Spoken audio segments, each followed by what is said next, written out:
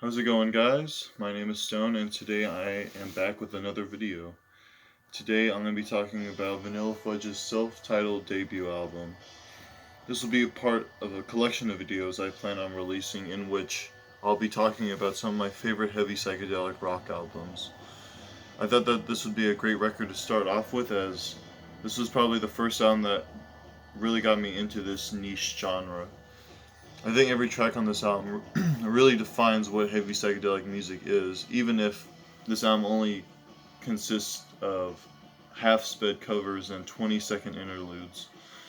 I think it's without question that the band's renditions of classics like Bang Bang and You Keep Me Hanging On stray so much from the original song sound that it seems to become the band's own material at that point.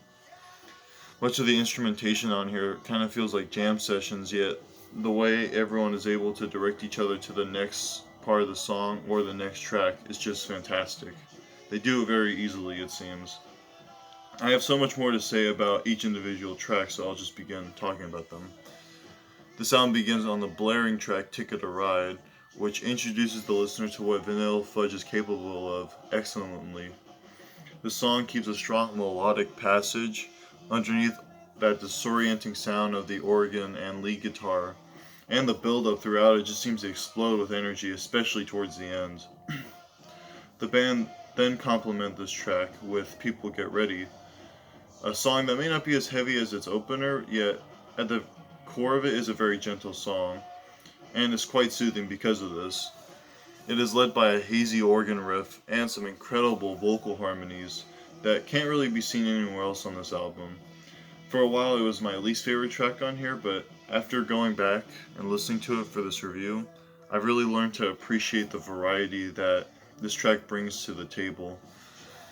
The next track, She's Not There, then comes in rushing in with a energy similar to the opener, as it contains a fiery vocal performance and even features a small yet powerful reprisal in the final minute of the song. It's a great track, but I think it's outmatched by the closer on side A, which is the marvelous Bang Bang.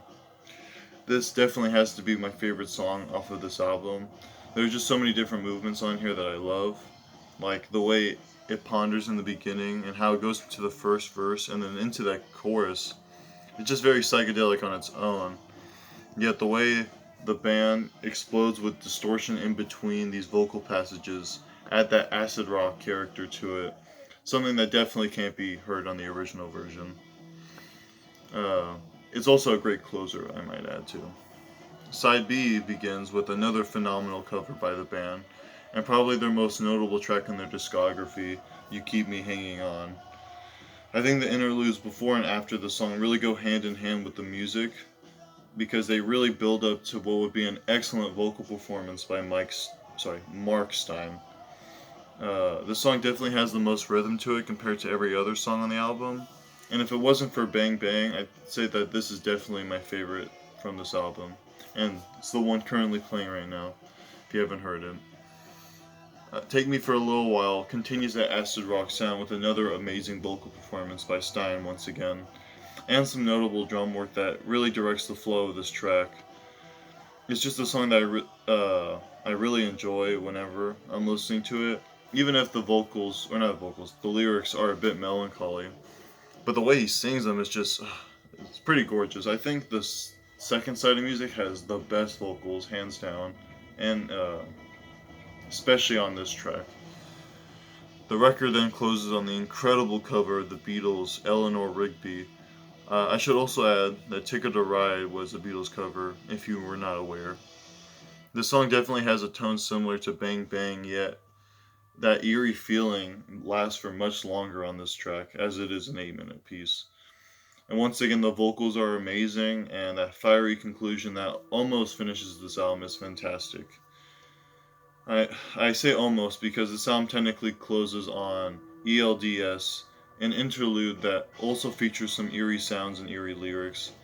And while I do think it's a great way to close their debut, I feel like at the end of the day I could take it or leave it, because I feel like Eleanor Rigby really packs a punch towards the end. So, I don't know. I think it's alright. But to conclude my thoughts on this debut, Vanilla Fudge finds a way to blend these classic melodies with a psychedelic flourish so naturally, I'd say. And for it being released around the summer of love, the summer of '67, I'd say this is probably the heaviest thing to come out of that psychedelic era of that year. Vanilla Fudge leaves me very impressed, and I highly recommend you check out this album if you haven't heard it already. It's got a lot. It's just very, I wouldn't say disjointed, but very drowned out in its sound. And I'm surprised that it doesn't get enough attention that it gets when talking about psychedelic rock albums, because I feel like this is a really consistent record all throughout. And I was recommended to listen to this album because it does have proto metal uh, qualities to it, and I could definitely hear that in this album. It came out 1967. It's pretty heavy, like I already said. Well, guys, that's about all I have to say about this album. I hope you enjoyed the video, and hope you would consider subscribing if you haven't already. And if you have heard this album, let me know your thoughts about it. I'd love to get some discussion in the comments, because I feel like that's why I got onto YouTube in the first place, to really just talk to one another about music and share thoughts. I'm looking forward to these little series I make on this channel, because it gives me a little more direction as to what I'll be talking about, not just in one video, but a few videos. So I hope you can enjoy that with me as well. Alright, hope you guys have a good day, and I'll see you in the next video. Bye.